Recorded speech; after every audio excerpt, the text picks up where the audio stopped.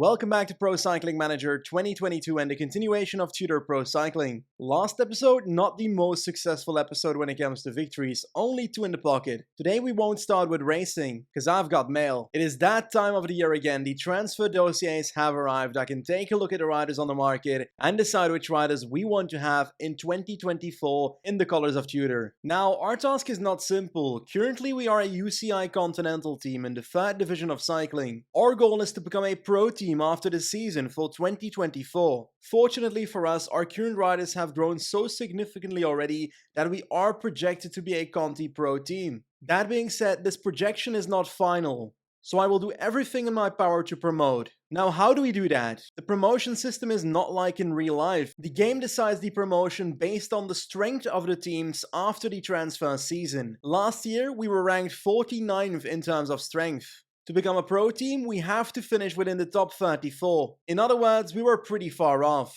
Now the question arises, what is the best transfer strategy for us to become a pro team? In other words, what riders should we invest our money into to become a better rated team by the end of the season? I see 3 options on the table. Our first option is investing in already established riders in terms of their stats. This way you instantly get better riders. A perfect example is Matteo Badilatti, a rider with 79 hill. But he's 30 years old. The problem is, these are likely not the top of the crop and are unlikely to grow from where they are now. So this might not be the most sustainable way of getting a spot in the pro team division. Option 2 is exactly what we've done in Season 1, signing youngsters that will grow within the team, gradually upping the rating of the team by growing, progressing and upping their stats themselves. An example of this is Stian Fredheim or Gustav Wang. We signed these riders at a young age, with lower stats, and they are gradually getting better throughout the season. The biggest pro to this strategy is that you've got a sustainable growth, because they simply last longer and they haven't reached their potential yet. The largest issue is that you need to handpick riders that are certain to grow significantly within a season, because otherwise you might be stuck within your division until these riders actually start progressing towards their potential. Option 3 is probably the best option, a balance between quick win transfers and sustainable growth. For example, one already established rider combined with multiple youngsters that might grow your team in the future. Having said all that, I decided to go for option 2. The reason being that the market doesn't really have that many already established riders that are intriguing to our team. Only Badilatti really. If there were more options, I would probably have gone for option 3 and try and balance it out. But I like the development side of this project, so I will focus on that. I'll try and focus on youngsters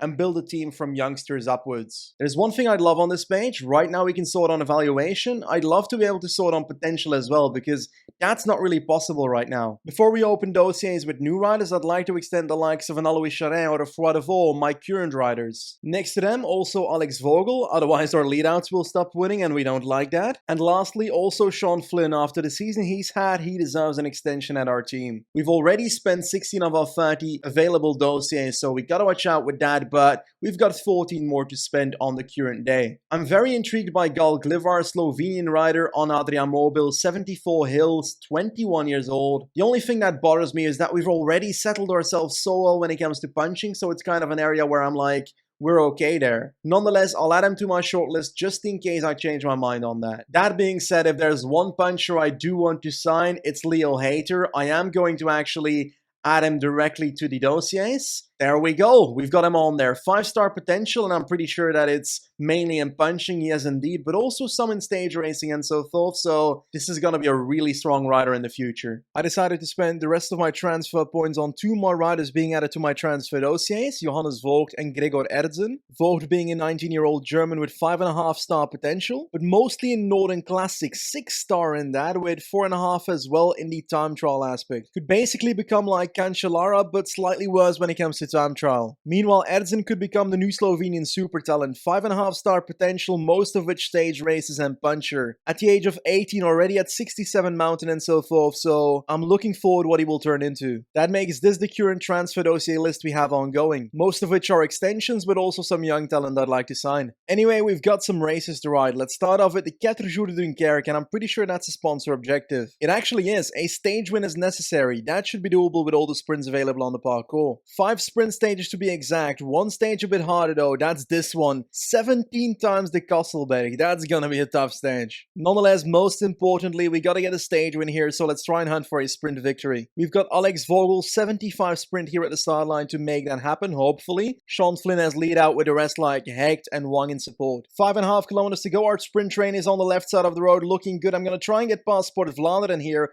with my train. Kellerman leading that nicely. Hecht losing the wheel because of Hulgaard for a second. Let's get through this corner nicely. Let's up the secondary action on Hecht. Let's go with Hecht right now. 3 kilometers to go. My position with Vogel is not perfect, but Flynn is trying to save that. 2.3k to go. Let's launch with Flynn. That is early, but a lot of corners are happening. Vogel, come on, my man. Come on, my man. Be ready, be ready, be ready. Launch right now. Let's try and get past people, but it's not looking good. Hecht is looking average. It's not going to be a win for us. Sasha Weimars wins. We're going to get potentially a podium, likely a 4th spot with Sean Flynn, so not ideal. Looks like the tradition of Vogel losing from his lead out continues, but in all honesty, our sprint train was not looking great those last 3 kilometers. Let's see if we can do better on stage 2, also a straight up sprint stage. Attempt number 2 into the last 4.5 kilometers. Let's go a bit earlier with Hecht right now. Killerman out of the way, my friend. Flynn in perfect position, some corners coming, but we're looking good. Let's wait a bit longer, with Flynn. Let's not launch yet. Vogel in the wheel. I'll launch right now with Flynn. Hecht can go out of the way. Vogel is in the perfect wheel. Vogel can launch right now before the corner. Vogel comes around. Flynn still ahead with acceleration, but what is happening here? Weimars versus Vogel. We're gonna get second. We're gonna get second on this one. Damn it, Sasha Weimars wins again. Vogel beat his lead out for once and was on the verge of greatness, on the verge of a stage win, but once again, didn't happen. On to attempt number 3 then, a sprint stage in Compiègne. Ooh, perfect setup with 7k to go. We're looking good. 5 riders at the front. Let's switch over to Kellerman. 4.4 kilometers. Hecht can go as well. Kellerman can go out of the way to the left right here. Hecht is now launching. Vogel in the wheel of Flynn. NSHL will be right on time, I think. Right on time. Come on, come on, come on. I launched too early. I launched too early, I think. I launched too early. Maybe not. Maybe not. Maybe not. Oh, I got blocked. I got blocked so badly. I got blocked so badly with Vogel. Can we come around? It does not look like it. We're going to be finishing, ooh, somewhere in the top 5, but I got robbed there because I got blocked with 1.5k to go. This would have been a victory if I was in the wheel of Flynn when launching my sprint. I'm sad now. Not even a top 5, merely 6th on this stage, and oh, it looked so good.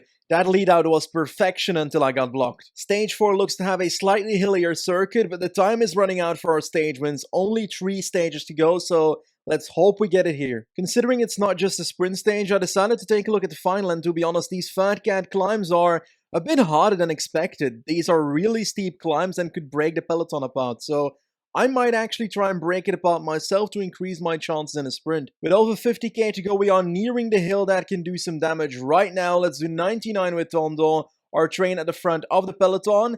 Let's see if we can do some damage on top here. 99 might be a bit more than I should probably do. Let's do 95 for a bit, and let's up it towards 99 on top again. Right now to hopefully split the peloton into pieces, and that might work. That might work. Oh, let's keep it up on 85 now over the top. We've got our own train looking good. We're doing exactly the same thing on the second of these climbs. Gustav Wang now the man working, not Tandon. He's gone.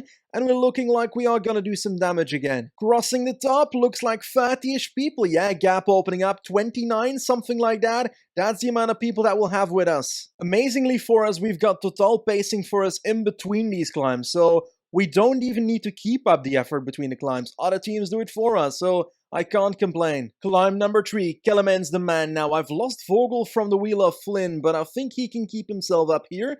Let's do 95 right now. Let's try and get 4 riders over this climb though, so I can't go all out on this one.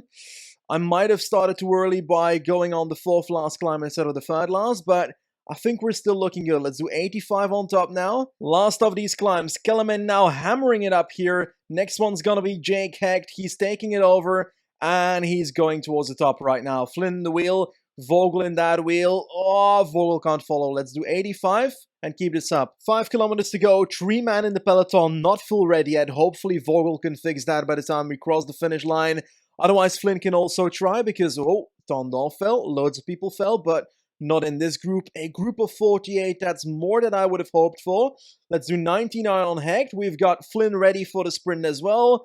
Let's launch with Hecht right now. Flynn can launch right now. Vogel in the wheel. Let's see if he can get out of that wheel later on.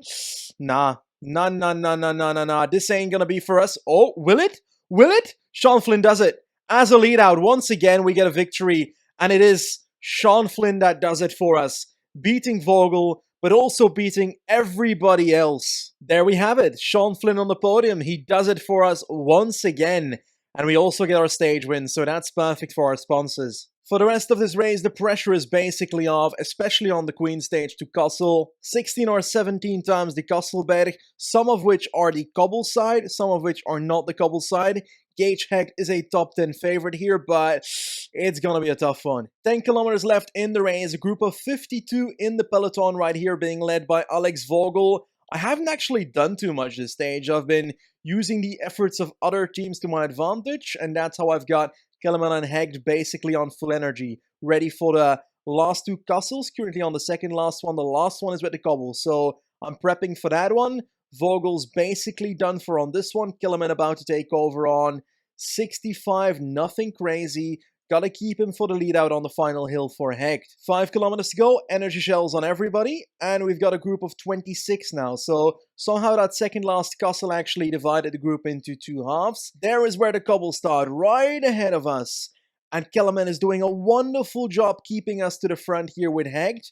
Gonna try and up that towards 90 right now going into the cobble sector.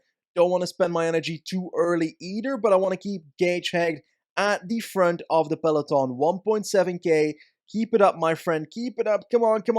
95. Let's move towards 97, something like that on Kellerman. Not too much either. Let's launch with Kellerman.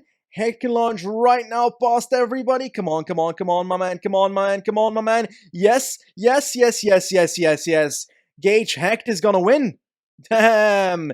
Nizzolo not coming around in the final. Gage Hecht with his first victory for the team. We got him for the cobble races, and he strikes right in one. I really wasn't sure if his sprint was going to be good enough at the top, but it looked like the sprint didn't matter at all. Just the survivability over the cobbles at the top, and that's what Hecht did. Oh my god, we're actually on 7 seconds of the GC win. How can I get this? I actually don't know. I'll be honest, I think it's going to be really hard to get 7 seconds on this parkour. There's 9 in total available when it comes to intermediate sprints, and the 4, 6, and 10 bonus seconds at the finish line. But if we even go for the effort of those intermediate sprints, we'd also have to make sure that Nizzolo can't top 3 the final sprint. To be honest, I won't go into that effort just for the KICKR. I'll just ride this race for a normal, regular sprint. Oh, wait. Sean Flynn is now 74 sprint with a +1 on the day, so 75 on the day. Vogel with a +1, so 76. So Vogel is still our #1 sprinter here, but it's crazy to see Flynn growing once again. That's perfect. 3.3 kilometers to go. What a mess of a sprint. Look at it. I can't even figure out where I am with Flynn and Vogel, but there's an option to go right now with Flynn. Vogel, follow the wheel, my friend. Follow the wheel. Come on. 1k to go right now, Vogel. Maried up there. Nizzolo is looking like he's going to take it. Yeah. Or Barbier. Barbier takes it away on the line. Ahead of Nizzolo, we're going to get 5th with Flynn. In the end, getting 5th is not the end of the world. We've already got 2 stage wins. GC-wise, we are finishing on the 6th spot of this race, so I'm also happy with that. Just like our sponsors, we've got a green star on this objective. In all honesty, we got 2 stage wins instead of 1, so I think we should get a blue star instead. What do you think? Anyway, 15th of May, so 6 more transfer dossier points to spend. Let's take a look at the riders. You know what I'm going to do? I'm going to sign Casper Andersen. When we take a look at him, he is very talented. 6-star potential on just the sprinting aspect. 20 years old, already at 75 sprint. Only 3 transfer points, so definitely worth signing. The rest of the points I'll be keeping for the next transfer dossier day, because I kinda want to save up. To finish off today's episode, let's give you an update when it comes to our scouting, because I think we found the gem, the diamond we've been looking for. His name is Maxence Prigent, 17 years old, qualities in time trial, mountain and hill, and it shows in the stats. 67 hill, 69 time trial, but an unknown mountain stat. Prigent is currently evaluated at 3 stars, potentially becoming a 6-star rider. If that is confirmed on the 29th of May, then we found one of the biggest talents that is available on the market. Anyway, that's our short scouting update. The scouting is looking good. Let's hope our luck continues. Considering the limited amount of races we rode in today's episode, 2 stage wins is pretty damn good. That brings our victories from 32 to 34, so 340 euros in our charity pot. How amazing. On that note, this is going to be the end of today's episode. Thank you very much for watching, and I'll see you soon. Goodbye.